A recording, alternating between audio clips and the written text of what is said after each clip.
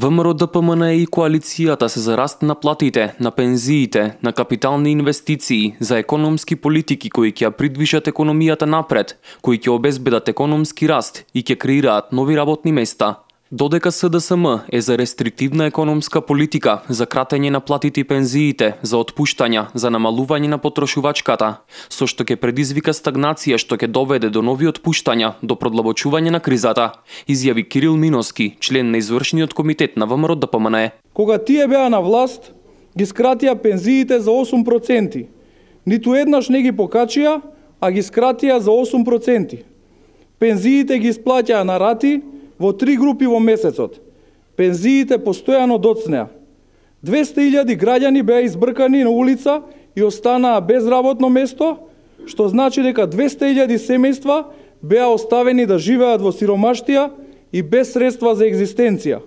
Стапката на невработеност изнесуваше рекордни 38% во светски размери. Миноски додаде дека СДСМ пред изборите, пред само една недела, пред граѓаните ветуваше просечна плата од 30.000 денари, повисока минимална плата, нови вработувања, зголемување на пензиите.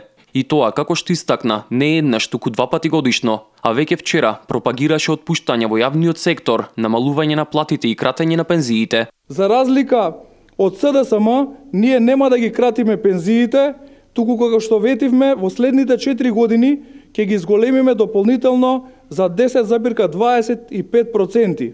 ВМРО ДПМН во периодот 2007-2008 година, пред светската економска криза, ги покачи платите во јавниот сектор за 25%. Во октомври 2014 година се реализираше уште едно покачување на платите во јавниот сектор за 4%.